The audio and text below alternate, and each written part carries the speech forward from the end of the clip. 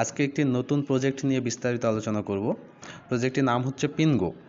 এটা হচ্ছে যে পান্নি কয়েন মাইনিং করে। পান্নি কয়েন আপনারা জানেন, হয়তো অনেকেই জানেন পান্নি কয়েনের একটি বিশেষত্ব আছে।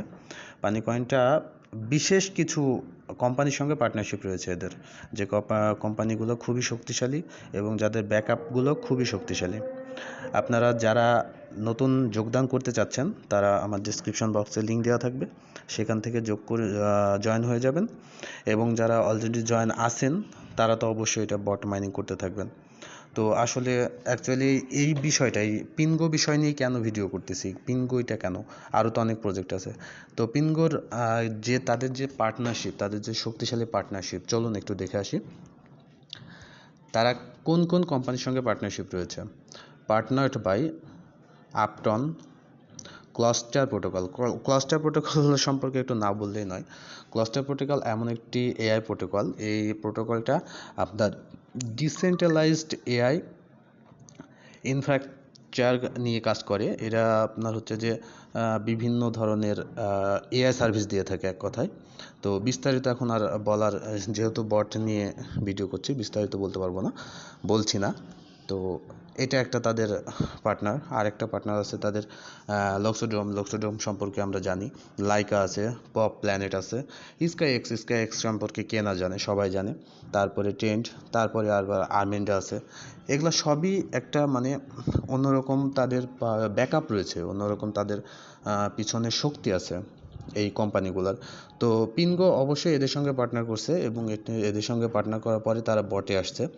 তো আপনারা যত পারেন মাইনিং করেন, যত পারেন কয়েন কালেক্ট করতে থাকেন। ভবিষ্যতে এখনও লিস্টিং সম্পর্কে, প্রাইস সম্পর্কে কিছুই বলতে পারছি না। আমি ধাপে ধাপে জানিয়ে দেবো তাদের লিস্টিং, তাদের প্রাইস সম্পর্কে সবই জানিয়ে দেবো। তবে এখন জাস্ট আপনাদের কাছে রিকোয়েস্ট থাকবে, এটা আপনারা মাইনিং করুন, যেখান থেকেই পান, যেভাবেই পান মাইনিং করতে থাকুন।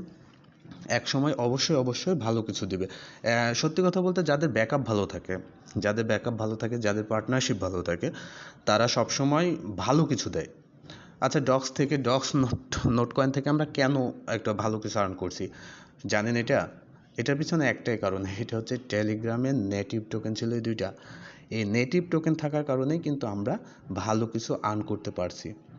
তো যত আপনার যে কোনো কয়েনই হোক, হামস্টারের প্রথমে কোনো ব্যাকআপ ছিল না। প্রথমে তারা আসছিল ছোটোখাটো একটা কোম্পানির সঙ্গে পার্টনারশিপ করে আসছিল।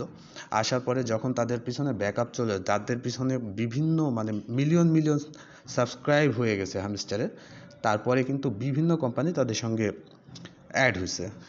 আর আজকের পিনগো প্রজেক্টটা সেরকম না। এরা প্রথম থেকেই অনেক বড় কোম্পানিকে অ্যাড করে, তারপরে বড় কোম্পানির সাথে পার্টনারশিপ করে তারা বট নিয়ে আসছে।